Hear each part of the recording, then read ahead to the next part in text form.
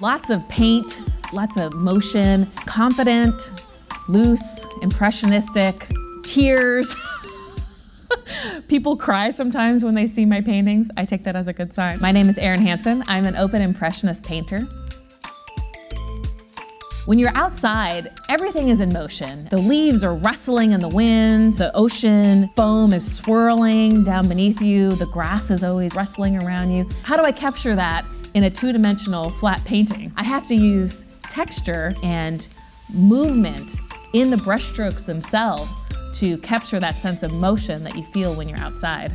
The texture is what makes you want to reach out and touch the painting or eat the painting. It's almost like people have described my paintings as being painted in frosting because the brushstrokes are so lush and the colors are buttery and creamy. It's very edible. I have to ask, has anyone ever tried to eat one of your My daughter has tried to eat my paint, for sure. Yeah.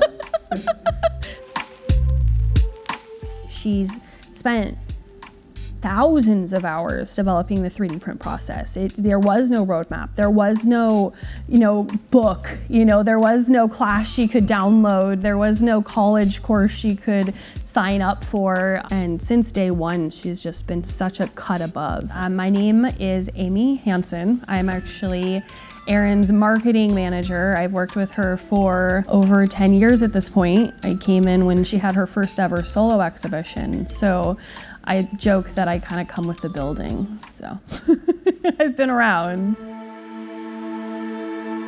I've been making prints of my work for about 15 years. The challenge has always been, how do I capture the texture of an oil painting in a print? It's very challenging to photograph an oil painting so that the print looks like an oil painting. We have to create shadows so that you can see the texture of the paint. I was searching for a better way of photographing my paintings, and I stumbled upon this very high-tech type of scanner that actually photographs the painting from above instead of putting the painting face down onto a scanner bed, which not only has terrible light, but damages the painting. The scanner creates a texture map of the painting by tightly controlling the light that's being cast onto the painting, and it actually measures the length of the shadows being cast by each of these little ridges in the paint. And based off the length of the shadow, it can extrapolate the height of the paint stroke. With a 2D print, the print is stuck in the lighting that it was photographed in.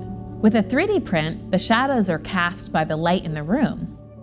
We've been in this space of fine art reproductions, and it's given us a lot of chance to see what can go right and what can go wrong and figure out exactly how to nail it. It's just this level of fine detail. By having things in-house, she's able to make sure that we nail it on the nose. The final touch to a 3D print is I hand sign my signature in gold enamel and I number the print. Sometimes we have these prints hanging around in the gallery and we'll walk by them and be like, why is that original painting still here? That was supposed to ship 2 weeks ago. And then we'll be like, oh, it's the textured replica.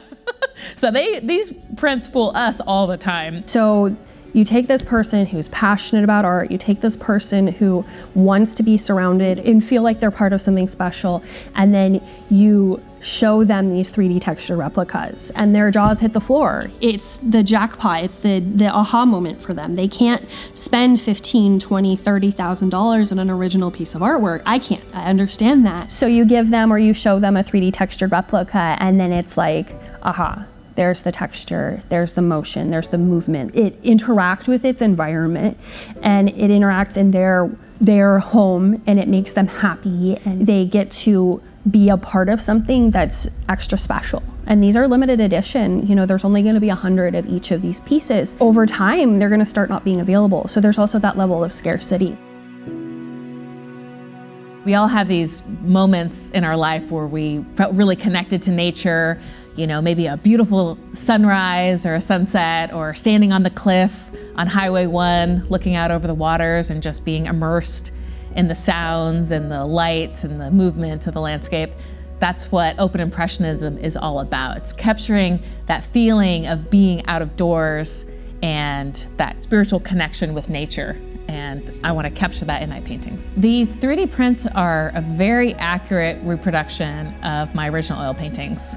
They capture all the texture of the brush strokes. They even capture the canvas texture that I painted on. From a couple feet away, you can't really tell the difference between the print and the original.